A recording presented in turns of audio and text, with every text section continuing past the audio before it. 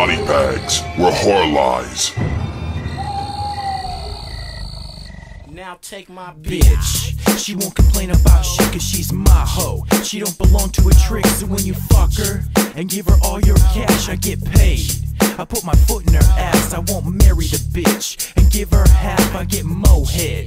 And then I laugh at that one bitch shit. I got a gang of hoes, I get freak ass lick these balls and toes. Now stupid little bitches get tossed if they don't realize that I'm the motherfucking boss. Come on down and get your ass pinched, and if you talk shit, get your ass lynched, cause I'm the B, the I, the T, the C. Yo, what's up everybody? Welcome to week 53 here on Body Bags. I am your host Moodz616, and thank you once again for dropping in, guys. Yeah, it's Sunday, week 53, so my turn to review a film. I actually picked this week's theme, which is home invasion flicks. The one that I went with is kind of a mix between home invasion and revenge. It's most definitely an exploitation film. This one right here made it into the the Video Nasties Banned 39 list, and I've always said that this film, I can actually see why it was banned in the UK, and probably one of the only 39 Video Nasties that truly probably should have actually did belong on the ban list, in my opinion, because this one can be taken a lot of different type of ways. But from 1977, and it's called Fight for Your Life. This one right here is starring William Sanderson, Robert Judd. And yeah, so getting into the plot of this one, it basically centers around your main character, William Sanderson. He plays a character named Kane. Right in the beginning of the film, they make a dramatic break from this this police van. They shoot their way free, and yeah, so they make basically a prison break. They jack a dude's car, and away they go. Now they start going on kind of like a murderous rampage. They start doing some bad shit, and they end up in this liquor store where they're going to rob the place. They shoot the owner, and they end up taking a hostage because at this point they kind of figure that they need to get off the road. There's a lot of heat following them, and they figure that if they take a hostage, maybe back to her house or whatnot, they'll set up shop there until the heat kind of resides a little bit.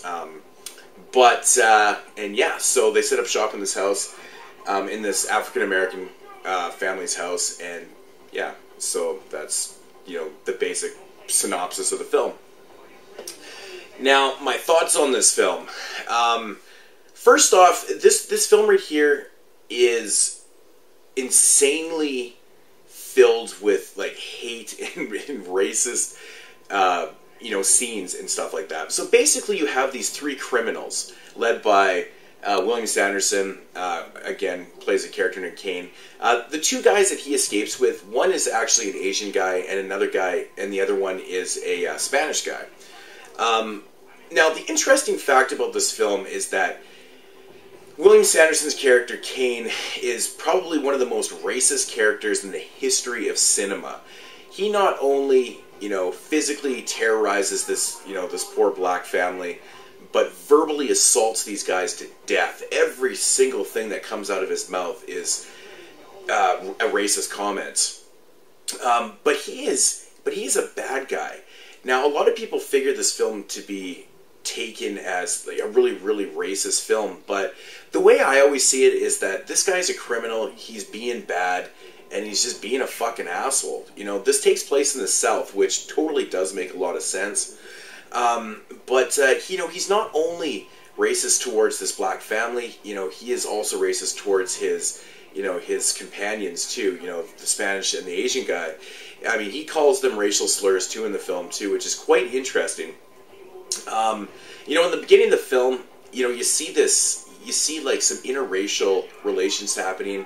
Not only, sexually, but you see it physically too, with a couple young boys who become blood brothers and stuff. I think that's an interesting contrast to the film.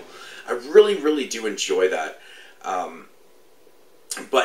Yeah, getting back into the, the home invasion part of the film, basically it's kind of like, they set up shop in this house, and they just, by killing time, they're just being the most, just terrorizing this family physically and mentally. and you know, and it's just the acts are really at times kind of hard to watch, because me myself, I'm not a racist person, but it almost gets to the point where everything that he says it's almost becoming comical, because it's so brutal at times, you know. And you know, with that said, I think it makes for a really, really entertaining film. The acting in this film is fantastic. You know, William Sanderson does a really great job as this, you know, piece of shit, white trash, southern fucker. He pulls off this character so well. I think that that Robert Judd does a really great job too in this film. Really, really good job. I think actually everybody in this film does a really good job. But right from start to finish in this movie, it is really entertaining. There's no dull moments. Like I said, you know, this one really does have it all. You know, it's probably the most racist film I've ever watched, but you know, it's filled with, you know, nasty rape scenes and, you know, murders and, you know, obviously, you know, the racism and, you know, and the awesome-ass revenge at the end of the film. So this one really does have it all, and it's most definitely, like I said before, an exploitation flick. Right from the opening lick, the bass line in the beginning of the film, it has this awesome Fight for Your Life theme song. You know this film is going to be fucking badass, man. It's really, really well done. Yeah, you know, I don't really want to give any scenes away in this movie, so I'm probably just going to halt the review right there before I start giving away any type of spoilers and whatnot. There is some fucking nasty, brutal scenes in this film, man. Like, I wish I could spoil it, but I can't do it. If you've never seen Fight for Your Life, definitely check this out. If you like home invasion / revenge / exploitation, this is definitely for you, man. This is a really, really fucking awesome movie. I totally understand why it was on the, you know, on the Video Nasties list. But if I had to rate this film, I'm going to give it a 9 out of 10. I really do love this movie. I think it's one of the best home invasion / revenge films, with just great performances. Really fucking awesome stuff. So, yeah, once again, Fight for Your Life. Check this out. Really, really good job Blue Underground did with this. I think I'm going to watch this movie again with the commentary on. I'd like to see behind the scenes. It's too bad Blue Underground doesn't have like a little mini documentary on the making of this movie, because it must have been a hard one to make, you know, for William Sanderson with his fucking N-bombs and just every possible racial slur you could possibly think of. He spits at this black family in this film. It's just... It's bad, but in a good way, though. So try not to take this film the wrong way. It's not a racist movie. It's just a hillbilly motherfucker doing what he does. But yeah, the whole end really does make sense in this. Really, really awesome film. But I'm just fucking rambling.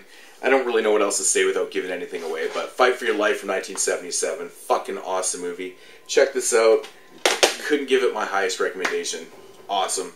Anyways, guys, we'll be back next week with in week 54, and next week's theme totally slips my mind, but it doesn't matter. I'm not going to spoil it anyways. So, Danny will be back tomorrow. Start off the week. I'll check you guys later. Peace out.